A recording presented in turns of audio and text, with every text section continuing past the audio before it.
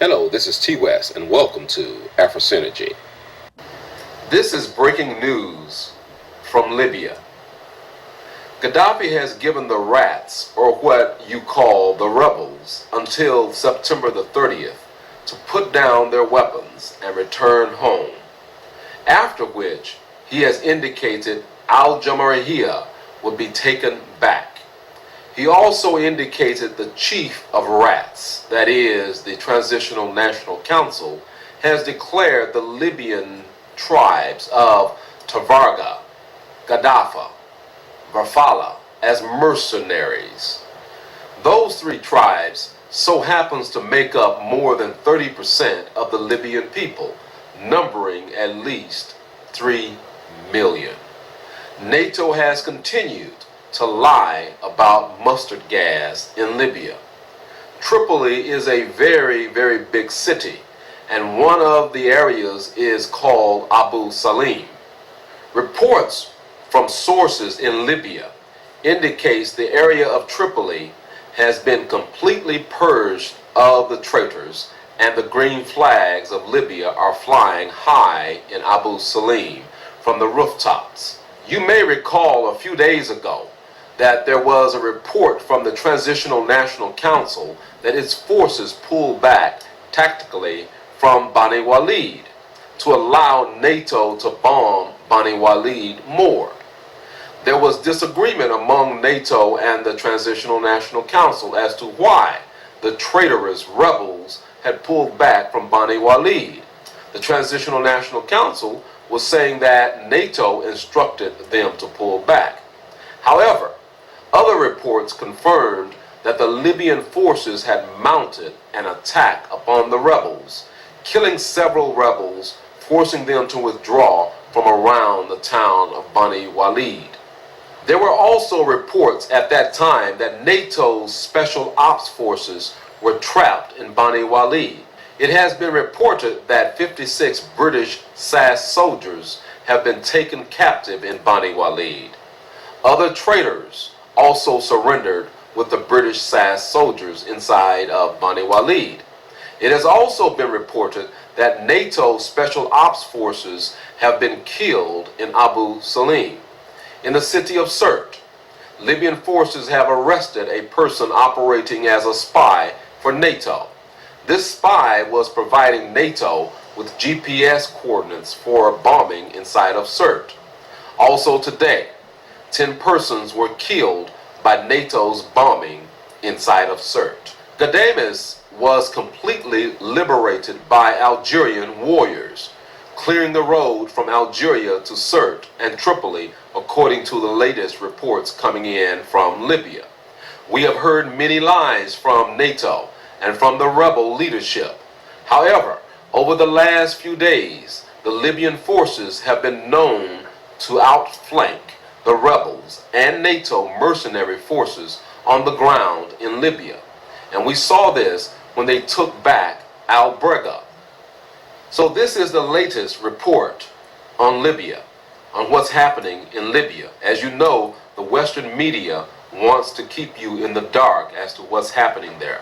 And there has also been reports of Western forces, special ops forces, slaughtering Libyan people on the ground inside. Flooding leaves thousands homeless in southern Pakistan. Flood victims say they haven't received enough help from the government. Widespread flooding in southern Pakistan has left more than 300,000 homeless. These people have made it to dry land, but many have lost their livelihoods. Frustration with the government is running high. Some say they've received no help. It was raining heavily. The water from other areas also gushed down in our area, inundating our houses. We left most of our belongings. We could hardly save our children. Now, 7-8 days have passed. No one, neither police nor army, has shown up.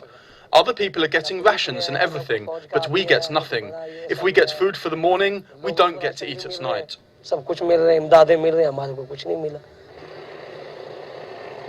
One street entertainer depended on his monkey and goat show, but he says options are running out. We fled Omurkot. My mother had a stroke due to the cold floodwaters. Now we are dying of hunger here. My animals, the goat and the monkey, have died. I don't have money to buy a goat and a monkey. Nobody helps me. Aid agencies have warned there is a growing risk of disease. So far, there are 2,000 confirmed cases of malaria, and health officials say this number is likely to rise. These floods are a stark reminder of the damage wrought by last year's flooding that killed 2,000 people and left 11 million homeless. To Haiti, where demonstrators call for the withdrawal of the UN mission following the alleged rape of a Haitian man by Uruguayan troops. The UN has launched an investigation into the incident, and Uruguay has apologised to Haiti. Demonstrators in the Haitian capital of Port-au-Prince demand the withdrawal of UN peacekeepers from the country. The UN mission in Haiti has faced public outcry since video emerged which appears to show Uruguayan Marines pinning down and sexually assaulting a young Haitian man. We are protesting until the UN mission in Haiti leaves the country. We, the progressive organizations, we are gathering together to force the UN mission in Haiti out of the country. The UN mission in Haiti is abusing our children, and they are committing all sorts of crimes. Since the rape case that happened in Port Salut in Kay, we're launching a non-stop protest until the UN mission in Haiti leaves. The alleged victim, 18-year-old Johnny Jean, told the judge he'd been raped on July 28th. 4 Uruguayan troops suspected of involvement have been detained and are facing court-martial. The UN mission has launched an inquiry into the incident, and Uruguay has formally apologized to Haiti. As the march continued, police used tear gas to prevent protesters from entering a square in front of the damaged presidential palace. Some demonstrators threw stones at police. Uruguay contributes troops to the 12,000-strong UN peacekeeping mission in the Caribbean nation. The Haitian president says the country still needs the peacekeepers, but has called for a redefinition of their role and the creation of a Haitian security force eventually to replace them. Hello everyone, welcome to Global Government News. Today is Friday, September 16th, 2011, and I'm Darko. My website is ggnonline.com, that's www.ggnonline.com. Also on YouTube, ddarko2012 is my YouTube page. Okay, so this is the final video for today. All the headlines and links will be posted in YouTube's video description. And just a follow-up on that Haiti video. I've always tried to cover Haiti because, it's just, I don't know what it is. I just think it's really evil what they're doing to them, the UN and just the powers that be. UN has never been more needed to help deal with uncommon turbulence in the world. So look at this. After they're asking the UN to leave, they brought in the cholera. Now they're raping their fucking men. UN Secretary Ban Ki-moon said here on Thursday the United Nations has never been more needed to help in the efforts to deal with enormous political, economic, environmental changes or challenges in the world, which is undergoing a moment of uncommon turbulence. Well, let's see. Problem, reaction, solution. They created the environmental challenges. There is no climate change, or there's man-made climate change that's being created through weather modification. They call it geoengineering or terraforming, whatever term you prefer.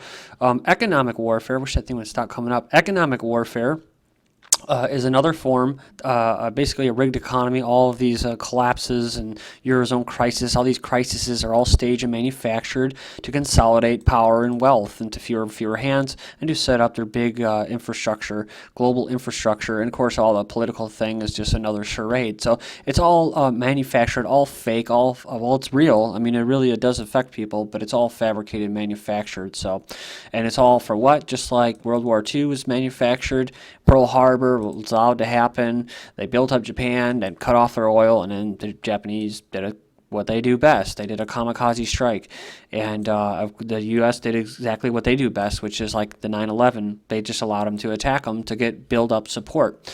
And then, of course, Israel got its own state, their own statehood, and kicked the Palestinians out of the way. And that was the whole point of World War II, besides what? Creating not the League of Nations, but its big brother, the United Nations. Okay, I just want to include this because, I only have 5 minutes left, and I do have some articles to get to. But I just want to point this out to my audience because, I do get screwed with, and I'm not just trying to attract attention or anything, but it does happen. And as of right now, since 4 o'clock, it's now Central Time, 9:36, for 5.5 hours, my video has not been published. Since 6:23, now 9:30 Central Time, this video has not been published. And a subscriber and a good listener basically told me that it has to do with this. So I'll go ahead and I'll put it right the fuck out there. And if they don't like it, they can kiss my ass. Barack Obama equals Harrison J. Bounel, and basically talking about a social security number. So it must have been this little tidbit of information I reported on in the first video that they don't like. So I'll go ahead and cover it again. You like that? Fucking assholes. The plot thickens. Debt collector Obama's social security number reserved for Connecticut applicants, also tied to an alias Harrison Bounel. Debt collector also claims Obama has 2 other social security numbers in Illinois. So you go in there and check that out. And talking about an E-Verify, his name didn't even come up. So just wanted to let you guys know, YouTube, whoever these people are, you have no morals, you have no soul. And you're just proving to everybody else that what I'm saying is true. So you just keep going and doing what you're doing to make yourself look like an asshole, which you are doing. Iran to send $100 million aid to Pakistan, so the big bad Iranians, the evil axis of evil, sends $100 million aid to Pakistan while their own government won't even help them. Iran to send 40 tons of aid of food to Pakistan. And Shanghai factory shut over lead poisoning. And look at this, chronic disease on the rise in China. I wonder why. It says here, Devout, because they have plastic food and all the other stuff going on like that. We had Devout taxi drivers allowed to veto strip club roof ads. So kind of like in Seinfeld with that episode where they're making out in the back seat, and the guy's like, "Get out of my cab." And you know what? I agree with him. If I was a cab driver, I'd be like, "Dude, get the fuck out of my cab. You know, I don't want you having sex in my cab." Prison population hits record high and reached record high for the second week today. And it says here, the prison industry in the U.S., big business or new form of slavery, talking about privatization of prisons. Stick with me here because I only have a couple minutes left. Some police officers are barely literate because entry standards are so low. There's breaking news up here. It says here, new dozens hurt, some possibly dead as plane crashes at U.S. air show. So again, another sacrifice, ritual sacrifice. Senate approves $7 billion disaster aid plan. Talking about FEMA. So as more and more people are losing their homes and living in their cars, government nuisance abatement teams forcing residents to destroy their shack homes and vacate their lands. Just like out there in the East Coast. Law would encourage Americans to report on each other with impunity, talking about the see something, say something policy. Homeland Security, parents back corporal punishment in schools again. Sean Penn's group receives World Bank grant to house Haitians, so good for him.